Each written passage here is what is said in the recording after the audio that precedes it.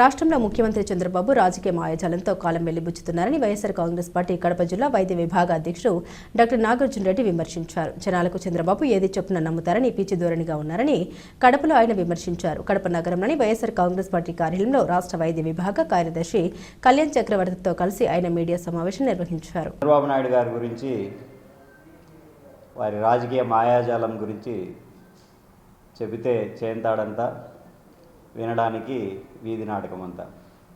ఎందుకంటే ఆయన ఏం చెప్పినా ప్రజలు నమ్మేస్తారు. ఎందుకంటే ఆయన రాజకీయ మాయాజాలం అలాంటిది. ఖజానా ఖాళీగా కనపడుస్తూ ఉంది అని అంటాడు. జనాలు అయ్యో పాపం ఖజానా ఖాళీగా ఉందంట అని నమ్మేస్తారు. జాతిపిత కోసం, సంస్కరణ సభ కోసం కోట్లు ఖర్చు పెట్టినా కూడా నమ్ముతారు. ఆరోగ్యాంధ్ర అని చెప్పి 100 కోట్లు వైజాగ్లో వృధా చేసినా కూడా అయ్యో పాపం చంద్రబాబు గారు అల్లాడిపోతూ ఉన్నారు, ఖజానా ఖాళీగా ఉన్నా కూడా ఇంత బాగా చేస్తూ ఉన్నారని చెప్పి నమ్మించేస్తాడన్నమాట. అదే జగన్మోహన్ రెడ్డి గారు పాపం ఋషికొండలో అంత ప్రతిష్టాత్మకమైనటువంటి అద్భుతమైన కట్టడాలు కట్టినా కూడా అది వృధా అని చెప్పి చూపించేస్తారు. అది కూడా జనాలు నమ్మేసేస్తారు. గతంలో ఎన్నికల్లో 2014 ముందు చూసే ఉంటాం. రాష్ట్రం విడిపోయింది, నూతనంగా ఏర్పడే రాష్ట్రానికి నా అనుభవమే ఎంతో ముఖ్యం, అనుభవం ఉంటే నేను ఆంధ్రాని సింగపూర్గా కట్టేస్తానని చెప్పి అప్పుడు నమ్మించేసినాడు. దాని తర్వాత 2023 ఇప్పుడు ఎలక్షన్ ముందు జగన్మోహన్ రెడ్డి అప్పులన్నీ సంక్షేమాన్ని అంతా దాన్ని మాస్క్ చేయడానికి అని చెప్పి ఆయన చేసిన జనరంజక పాలన మాస్క్ చేసేదానికి 14 లక్షల కోట్లు అని చెప్పి అప్పు లేని అప్పును ఈయన సృష్టించినాడు. వాస్తవానికి అక్కడ 3.5 కంటే దాటలేదు అంతకుముందు దాంతో కలిపి కూడా. సో ఇట్లా సంక్షేమాన్ని అంతా కవర్ చేయడానికి అని చెప్పి అప్పులు చేసినాడని చెప్పి ఆ అప్పులన్నీ తీర్చడానికి నా దగ్గర ఒక మ్యాజిక్ ఉంది, నేను సంపద సృష్టిస్తా, నా దగ్గర అలీబాబా అద్భుత దీపం ఉందని చెప్పి జనాల్ని నమ్మించేసినాడు. జనాలు కూడా పాపం ఈయన ఏం చెప్పినా కూడా నమ్మేస్తారు. అట్లా ఆ సంపద సృష్టిలో భాగంగానే ఇప్పుడు మెడికల్ కాలేజీలు వ్యాపారం మొదలుపెట్టేసినారనమాట. ఏ విధంగా సంపద సృష్టిస్తారనేది ఆలోచిస్తూ ఉండగా ఈయన అమ్మకాలు మొదలుపెట్టేసినాడు. పాపం సంపద సృష్టి ఎంత గొప్పగా ఉందంటే ఆంధ్ర రాష్ట్రం దిశ మారిపోయేంత విధంగా మన సంపద సృష్టి జరుగుతూ ఉంది. ఇప్పుడు ఆఫ్టర్ ఆల్ మనం గవర్నమెంట్ తరపు నుంచి ఏమిస్తాడమ్మా అంటే ఒక ల్యాండు, హాస్పిటల్గా మెడికల్ కాలేజీ కట్టడానికి ఒక 50 నుంచి 100 ఎకరాలు ఏరియాను బట్టి ల్యాండు, మా అంటే ఒక 500 కోట్లు ఒక కాలేజీకి కట్టడానికి ఒక 500 కోట్లు. ఆఫ్టర్ ఆల్ 500 కోట్లే మనం ఇచ్చేది గవర్నమెంట్ తరపు నుంచి. ఒక స్టాఫ్ను కూడా గవర్నమెంట్ రిక్రూట్ చేస్తూ ఉంది, వాళ్ళకి శాలరీస్ కూడా ఇస్తారంట. మనం గవర్నమెంట్ తరపు నుంచి ప్రొవైడ్ చేసేది అంతే, ఆఫ్టర్ అంతకుమించి ఏం ప్రొవైడ్ చేయట్లేదు. కానీ చంద్రబాబు గారు దాని నుంచి ఎంత సంపద సృష్టిస్తున్నారంటే ఎకరాకు 90 రూపాయలు, సంవత్సరానికి ఎకరాకు 90 రూపాయలు సంపాదిస్తున్నాడు, 99 రూపాయలు. అట్లా 33 సంవత్సరాలకు లెక్కన వేసుకుంటే దాదాపు ఒక మెడికల్ కాలేజీకు 8,000 నుంచి 10,000 రూపాయల లెక్కన ఒక సంవత్సరానికి 8,000 రూపాయలు సంపాదించి పెడుతున్నాడు. ఈ 8,000 రూపాయలు లెక్క పెట్టడానికి మనం మెషిన్లు యానిసి తెచ్చుకోవాలనో తెలియదు మరి, అంత డబ్బు లెక్క పెట్టాలంటే. ఈ 8,000 రూపాయలు ఆంధ్రప్రదేశ్ రాష్ట్రాన్ని దిశ మార్చి పడేస్తాయి. అంటే ఎట్లా అంటే ఇప్పుడు రూపాయి విలువ డాలర్తో పోల్చుకుంటే ఈరోజు 91 రూపాయి వచ్చింది. ఈ 8,000 రావడంతో మన రూపాయి విలువ ఎట్లా పెరిగిపోతుంది అంటే దెబ్బకు ఆ డాలర్ విలువ పడిపోయి $1 విలువ $100 వచ్చేస్తాయి. అంత సంపద సృష్టి అనమాట ఇది. ఇప్పుడు ఏదో మనకు ట్రంప్ మన మీద ఆంక్షలు విధిస్తూ ఉన్నాడు. ఎందుకని మన ఏదో కొంచెం టర్మ్స్ ఇద్దరి మధ్య చెడిపోయినాయి. ఈ సంపద మన చంద్రబాబు గారు సృష్టించే ఈ సంపదతో నెక్స్ట్ ఇంకా డొనాల్డ్ ట్రంప్ కూడా దిగొచ్చి మన ఇండియాకు వచ్చి ముక్కు నేల గీసుకొని తిరుమలకి వచ్చి గుండు కొట్టించుకొని పొర్లు దండాలు కూడా పెడతాడేమో. అంత సంపద సృష్టి అంటే మన ఆంధ్రప్రదేశ్ అంత అభివృద్ధికి తీసుకుపోతున్నాడు మెడికల్ కాలేజీలు. ఈయన సంవత్సరానికి 8,000 లెక్కన ఒక మెడికల్ కాలేజీకి అమ్మి సంపద సృష్టించడం వల్ల. ఇదొక ఎత్తు అయితే, నిన్న ఒక పేపర్లో, ఈనాడు పేపర్లోనే దేంట్లో చూశాను అన్నమాట. దాంట్లో ఏంటంటే ఢిల్లీలో ఢిల్లీ గవర్నమెంట్ ఒక 11 మెడికల్ కాలేజెస్ని పీపీపీ మోడల్లో తీసుకునేదానికి అధ్యయనం చేయడానికి ఒక కమిటీని ఇన్వైట్ చేసినారు. సో దానివల్ల ఏం ప్రయోజనాలు ఉన్నాయి, ఏమేమి ప్రజలకు వివరించడానికి అని చెప్పి ఈనాడు పత్రికలో ప్రచురించడం జరిగింది. అది ఎందుకు చేశారంటే మామూలుగా చిన్నప్పుడు చూస్తూ ఉంటాం మనం, అంటే పిల్లలు స్కూళ్ళల్లో ఏదైనా ఎగ్జామ్ ఫెయిల్ అయితే వాడు ఏం చేస్తాడంటే ఇంటికి వచ్చి మా ఎదురింటి రాము ఫెయిల్ అయినాడు, వాడు బాలు ఫెయిల్ అయినాడు, మన మామ కొడుకు వాడు ఫెయిల్ అయినాడు అని చెప్పి లాస్ట్లో వీడు ఫెయిల్ అయింది చెప్తాడనమాట. అంటే ఎందుకంటే ముందే వీడు ఫెయిల్ అయినాడని చెప్పినాడు అనుకో, వీడిని తిడతారు, కొడతారు. సో అందుకని ముందే వాడు దాన్ని న్యూట్రలైజ్ చేయడానికి ఆ ఫెయిల్యూర్ అనేటువంటి వేరే వాళ్ళని చూపిస్తే మన ఫెయిల్యూర్ కూడా కొంచెం మాస్క్ అయిపోతుంది అన్నట్టు ఈనాడు పత్రిక అదే అనమాట. అక్కడ పీపీపీ పెడుతున్నారు, మనం కూడా పీపీపీ పెడుతున్నాం, అందరికీ ప్రజలకు పీపీపీ ఊహిద్దామని చెప్పి అదేవిధంగా ప్రకటించడం జరిగింది. ఈ పీపీపీ అనేది ఈ ఢిల్లీలో ఆంధ్రాలో కాదు, అప్పుడు 2021-22లో మోడీ గారు మొత్తం దేశవ్యాప్తంగా పీపీపీ మోడల్ని పెట్టండి, మెడికల్ కాలేజ్ని మెడికల్ కాలేజ్ని ఎక్కువగా నెంబర్ పెంచండి అని చెప్పి ఆ రోజే చెప్తే జగన్మోహన్ రెడ్డి గారు ఆ పీపీపీ మోడల్ వల్ల నష్టం తప్ప ప్రజలకు ఎలాంటి ఉపయోగం లేదు అని చెప్పి ఆ పీపీపీ మోడల్ వద్దు, రాష్ట్రం మీద అధిక ఖర్చు వచ్చినా కూడా మేమే భరిస్తాం, ప్రజలకు ఆరోగ్యం ఉచితంగా ఇవ్వడమే ప్రభుత్వ బాధ్యత అని చెప్పి పీపీపీ మోడల్ని తిరస్కరించి 17 మెడికల్ కాలేజీలను గవర్నమెంట్ ఆధీనంలో నిర్మాణం ఏర్పాటు చేయడం జరిగింది. దాంట్లో 10 కాలేజీలు ఆల్రెడీ పూర్తి చేయడం జరిగింది. ఇంకా 7 కాలేజీలు ఒక 2 సంవత్సరాల్లోనే అన్నీ కట్టడం జరిగింది. ఇది 10 మెడికల్ కాలేజీలు. ఇప్పుడు వీళ్ళు ఏం చెప్తున్నారు, స్టార్టింగ్ ఏదో ఇప్పుడు మొన్న ఫస్ట్ స్టార్టింగ్ అంటే ఈ మెడికల్ కాలేజీలను పీపీపీ పద్ధతిలో కన్వర్ట్ చేయడానికి ముందు ఏ విధంగా స్టార్ట్ చేసినారు. ఇప్పుడు సపోజ్ ఒక కుక్కను కొట్టాలంటే దానికి పిచ్చి ఉందని చెప్పి చూపించాలా. సో వీళ్ళు ఏం చేసినారు, అక్కడ కాలేజే లేదు, బిల్డింగే లేదు, కట్టడం లేదు అని చెప్పి మొదలుపెట్టినారు.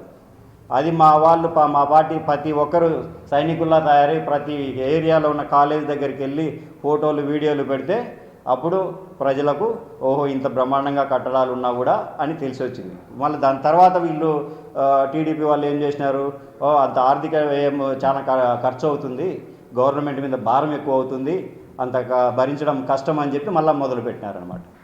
అంటే వీళ్ళు ఏదో అమ్మాలంటే ఏదో ఒక కుంటి సాగు చూపించాలా ప్రజలకు చూపించి కుంటి సాగు చూపించి దాన్ని అమ్మేయాలా అనే ప్రయత్నంతోనే చూస్తూ ఉన్నారు.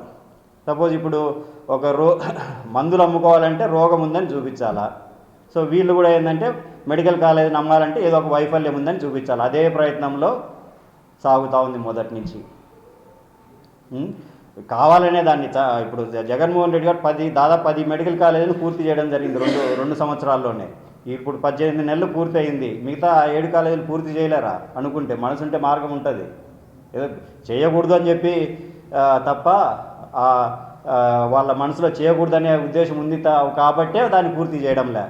పాపం రాష్ట్రంలోనే పేదరికం ఉంది కదా, వాళ్ళ అత్యంత పేదరికమైనటువంటి దారిద్ర్య దిగువన ఉన్నటువంటి మంత్రి నారాయణ గారు, ఆయన సీఎం రమేష్ గారు, సుజనా చౌదరి గారు, ఇంత పేదవాళ్లకు ఉపాధి కల్పించడానికి కోసం ఈ మెడికల్ కాలేజీలు ఇస్తున్నారనుకోండి, మీరు చేసుకోపోండి, మీ దారిద్ర్యం నుంచి బయటపడండి అని చెప్పి వాళ్లకు మెడికల్ కాలేజెస్ని కట్టబెట్టేదానికి. ప్రజలు అంటారు, ప్రజలకే ముందులే బ్రహ్మాండంగా ఉన్నారు ప్రజలు. టన్ను అరటికాయలు వచ్చేసి 100 రూపాయలకి అమ్ముకొని బాగుపడుతున్నారు. టమాటాలు 100 కేజీలను 100 రూపాయలకి అమ్మి బ్రహ్మాండంగా జీవిస్తున్నారు. ఉల్లి అదేవిధంగా బాగా అమ్ముకొని పాపం వాళ్ళ జోబులు నిండిపోయి ఫ్రీగా తీసుకోకపోండి అని చెప్పి రోడ్ల మీద కూడా పడేసినారు టమాటాలు, అరటికాయలు ఇవన్నీ. క్వార్టర్ కొట్టి పడుకోండి అని ప్రజలు బ్రహ్మాండంగా ఉన్నారని వీళ్ళ ఫీలింగు. సమావేశం కావడం ఏమనగా ప్రభుత్వ మెడికల్ కాలేజీలను ప్రైవేట్ పరం చేయాలనే ఉద్దేశంతో ఇప్పుడున్న కూటమి ప్రభుత్వం చాలా ప్రయత్నం చేసి ఈ విధంగా ప్రైవేట్ పరం చేస్తే ఆ పార్టీలో ఉన్న నాయకులకు జేబుల్లో డబ్బులు నిండుతాయే తప్ప ప్రజలకు ఉపయోగపడేది ఏమీ ఉండదు. చెప్పాలంటే 2019 నుంచి 24 లోపల మన జగన్ గారు దాదాపు 17 గవర్నమెంట్ మెడికల్ కాలేజీలు తీసుకొచ్చి 10 పూర్తి చేయడం జరిగింది. మిగతాయి కూడా ఇన్ఫ్రాస్ట్రక్చర్ కాకుండా బిల్డింగ్స్ కూడా కంప్లీట్ కావడం జరిగింది. దీంట్లో భాగంగా ఈ 10 మెడికల్ కాలేజీల్లో ఒక 6 మెడికల్ కాలేజీలు ఈ మధ్యకాలంలోనే 2 సంవత్సరాలు దిగ్విజయంగా పూర్తి చేసుకోవడం జరిగింది. కొంతమంది కూటమి నాయకులు చెప్తా ఉన్నారు, మెడికల్ కాలేజ్ అంటే ఫస్టే అన్ని బిల్డింగ్స్ రావాలి, ఇన్ఫ్రాస్ట్రక్చర్ రావాలి అని చెప్తా ఉంటారు. కానీ వాస్తవానికి ఫస్ట్ బ్యాచ్ స్టార్ట్ అయిన తర్వాత నెక్స్ట్ ఇయర్లీ అక్కడ హాస్పిటల్కు అనుగుణంగా పర్మిషన్ రావడం, ఆ బ్యాచ్ బయటికి వెళ్ళేసరికి 5 సంవత్సరాల్లో మొత్తం ఇన్ఫ్రాస్ట్రక్చర్ అనేది వచ్చి అప్పుడు కాలేజ్ డెవలప్ కావడం జరుగుతూ ఉంటుంది యూజువల్గా. కానీ వీళ్ళు దానికి భిన్నంగా ఫస్ట్ నుంచే దీనికి హాస్పిటల్ లేదు అని కుంటి సాకులు చెప్పడం జరుగుతూ ఉంది. అలాగే ముందు చూసుకుంటే మీరు 1999 నుంచి 2004 వరకు దాదాపు 19 మెడికల్ కాలేజీలు వచ్చినాయి. అప్పుడు కూడా మన చంద్రబాబు గారే సీఎంగా ఉండి ఇన్ని మెడికల్ కాలేజీలు వస్తే కేవలం ఒకే ఒక గవర్నమెంట్ కాలేజీ వచ్చింది, మిగతా 18 కూడా ప్రైవేట్ కాలేజీలు. అంటే దాని అర్థం ఏంది? నాయకులు బాగుపడడానికి ఈ ప్రైవేట్ మెడికల్ కాలేజీలను ప్రవేశపెట్టారు. అట్లే ఇప్పుడు చూసుకుంటే పేద విద్యార్థి మెడికల్ కాలేజీలో చేరితే గవర్నమెంట్ది అయితే సంవత్సరానికి కేవలం 14,000 రూపాయలు చెల్లించి 5 సంవత్సరాలు అంటే దాదాపు 70,000 మన వైద్య విద్య పూర్తవుతుంది. అలాగే అదే ఈ గవర్నమెంట్ మెడికల్ కాలేజీని ప్రైవేట్ పరం చేస్తే సంవత్సరానికి 1,14,000 చెల్లించాలి. 14,000 ఎక్కడ, 1,14,000 ఎక్కడ? అప్పుడు ఇలా చేయడం వల్ల పేద విద్యార్థికి వైద్య వృత్తిని అంటే మెడికల్ కాలేజ్ చేయడం చాలా కష్టమవుతుంది.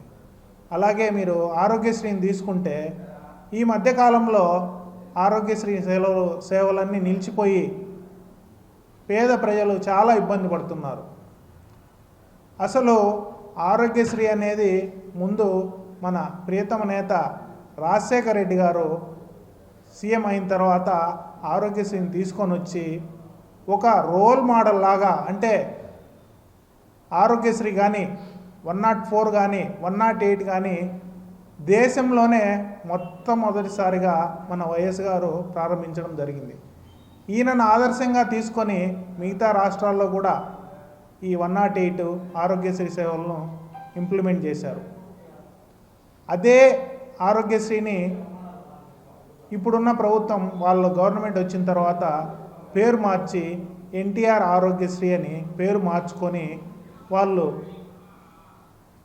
ఈ ప్రైవేట్ ఆసుపత్రులకు ఇవ్వాల్సిన డబ్బులు ఇవ్వకుండా కాలం గడిపేయడం జరుగుతూ ఉంది. అంతేకాకుండా ఈ మధ్యకాలంలో ఈ ప్రైవేట్ కాలేజీలను మారుస్తున్న సందర్భంలో మన జగన్ గారు ప్రతి నియోజకవర్గంలో ప్రతి మండలంలో 1,000,000 సంతకాల ప్రోగ్రాంను స్టార్ట్ చేయడం జరిగింది.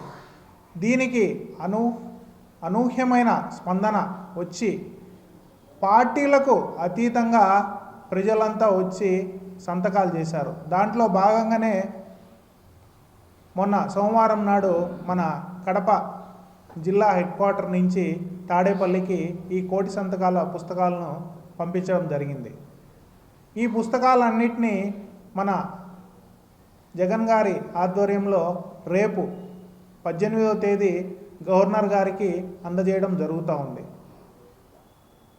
మీరంతా ఒకటే గుర్తుపెట్టుకోవాలి, పేద విద్యార్థి మెడిసిన్ చదవాలంటే గవర్నమెంట్ కాలేజ్ అనేది చాలా ఉపయోగపడుతుంది. అలాగే ప్రైవేట్ పరం చేసిన తర్వాత అందులో ఫీజులు కూడా 5,000 నుంచి 50,000 వరకు వాళ్ళు జబ్బును బట్టి కలెక్ట్ చేయడం కూడా చేస్తారు. అదే గవర్నమెంట్ ఆధీనంలో ఉంటే ప్రతి ఒక్క జబ్బును కూడా ఉచితంగా వైద్యం అందించేదానికి మనకు ఉపయోగపడుతుంది. దీని అంతటినీ దృష్టిలో పెట్టుకొని మన జగన్ గారు చేస్తున్న ఈ ఉద్యమానికి ప్రజలందరూ మద్దతు తెలిపి ఈ గవర్నమెంట్ మెడికల్ కాలేజీలను ప్రైవేటు పరం చేయకుండా ఆపాలని మీ అంతు సహకారం అందించాలని మిమ్మల్ని అందరినీ కోరుకుంటూ సెలవు తీసుకుంటున్నాను.